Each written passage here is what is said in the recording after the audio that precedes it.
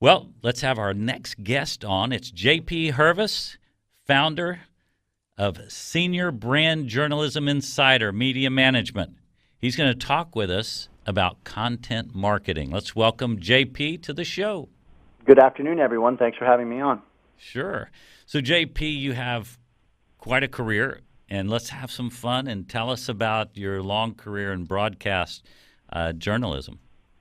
Yeah, so I was fortunate enough to be a television news reporter and anchor for about 13 years in several markets around the country and covered a variety of stories, primarily as a general assignment reporter, from business to, and this is all front and center mind right now for I think all of us, natural disasters to medical stories, so on and so forth.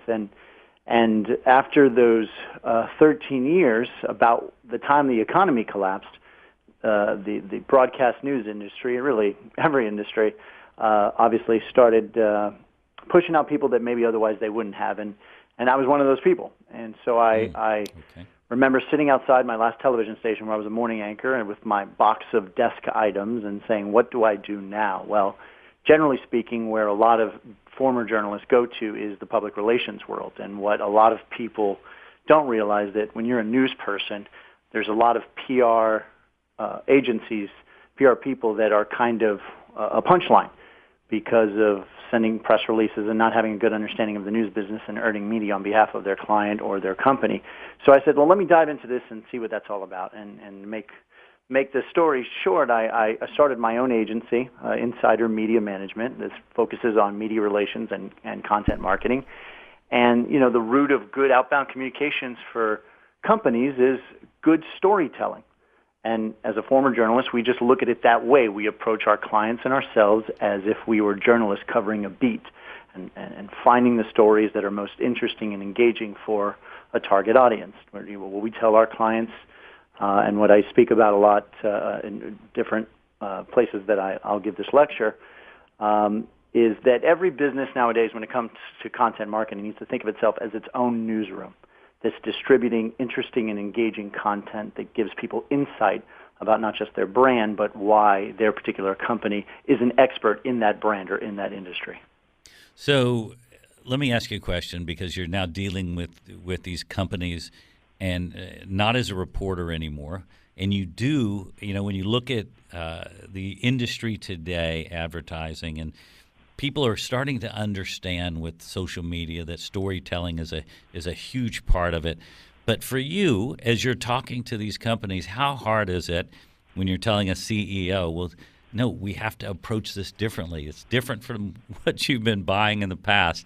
Your story, it has to be a real story. Are they open to that? It depends on the size of the company, frankly. I think we all know that the larger the company, Fortune 500s, let's say, that, you know, everything moves a little bit slower. That's certainly not out of the lack of skill of anybody in-house, but, you know, it's harder to move a company that has 50,000 employees, 20,000 employees, 5,000 employees than it is to, you know, move a law firm that's got 10, 12 attorneys. Now, JP, I hate to interrupt you on this one because we're going to have to take a break, but I want you to come back right in this same spot because it's very, very important, and our listeners are going to want to hear this from you. So we're going to do it right on the other side of this break. I sure appreciate it. You're listening to CEO Money. We'll be right back.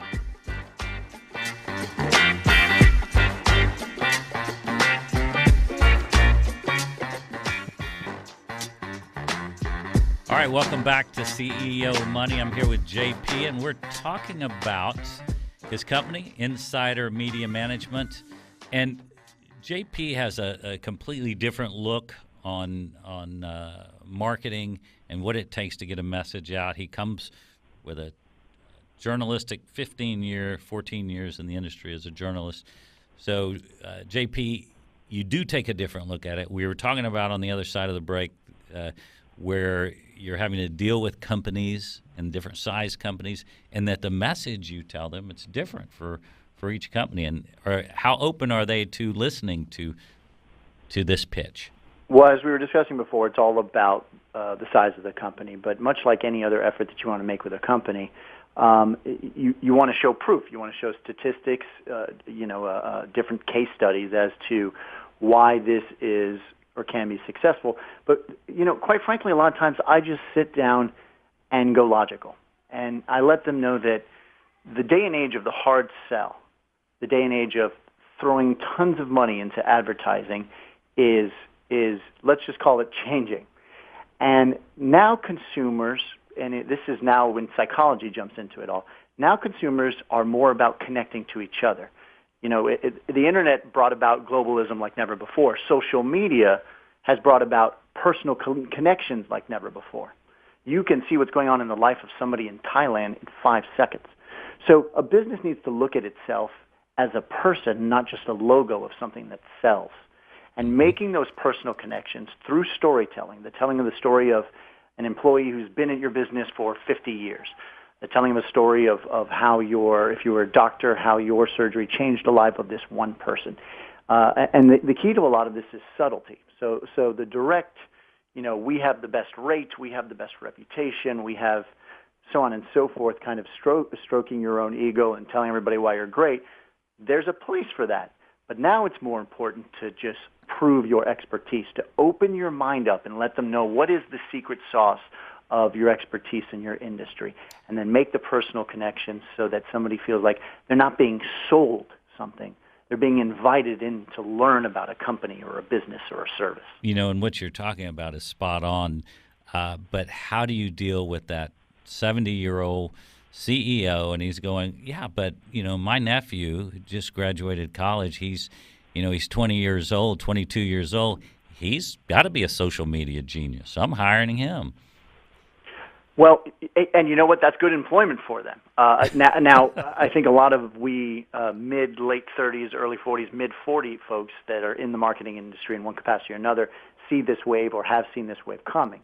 So there's a lot of advanced education going on for folks that aren't 25 years old, because social media has taken such hold, the ability to control your own message and to distribute it out through social media networks, email marketing, and your website has taken such hold that we've all had to learn. Now, I'm fortunate, my staff is fortunate, other people who have a journalism background are fortunate, because all we're doing is the same storytelling, just on a different plane, distributing in a different way. So there's something to be said about the 25-year-old, but there are new jobs that are popping up that make a good content strategy pop up. Everything from tracking to social media utilization to just the account management of it to video production. So it's not just one thing where you can hire one 25-year-old and say, put out a social media plan for me and execute social media. If you're a company of medium size or larger, that's not really committing to something that the numbers show is making a difference in sales for most industries. And typically that kid coming out of college didn't have 14 years of journalism and understands storytelling, because you can push all the buttons you want and you can place an ad here or there or wherever you want in social media. It doesn't mean anybody's going to look at it and be engaged, and that's the story. Right, and it's the distribution of jobs. It's just like any other industry or profession where you hire the people that are best at particular places where you're not the best. So, I'm a good storyteller. Yes, but I'm not going to be as good in social media. So I actually do have a 26-year-old who's one of my social media managers who takes what I give them and maximizes it for our clients. See, that is the key in being able to sell that business owner, that CEO, and have them understand. I see that's the biggest hurdle, because that 50 to 70-year-old guy may not understand storytelling as much. And so I see where you're going with your business, and it's exciting. You're telling the right message. I think the key here is that journalism background and understanding how to craft the story for them. And so, and the attention span, one thing we learned in the news business is you have to pretend like everybody has ADD. Just pretend now that every single human, every consumer has ADD. I don't care what your industry is. You're right. And that's compounded by the fact that the vast majority of Internet traffic is now on your phone. So with that knowledge, it's not about doing a 3-minute, 4-minute, 5-minute promo piece that tells a story. It's about putting out 45 seconds where you're, let's say, a nutritionist, and you say, here are the healthy candies to eat during the Halloween season. And that's 45 seconds, bang, and that's out.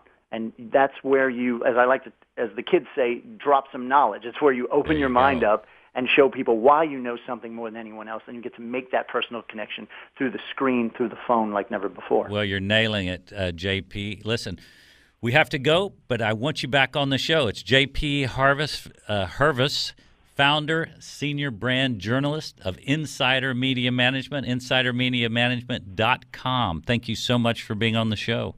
I appreciate the time, and our thoughts and prayers are to all the folks in Texas, anyone who has relatives there in the greater Houston area. We went through our stuff here in Florida for Irma, and we think of all of you dealing with the after effects of Harvey as well. Thank you, JP. Till next time.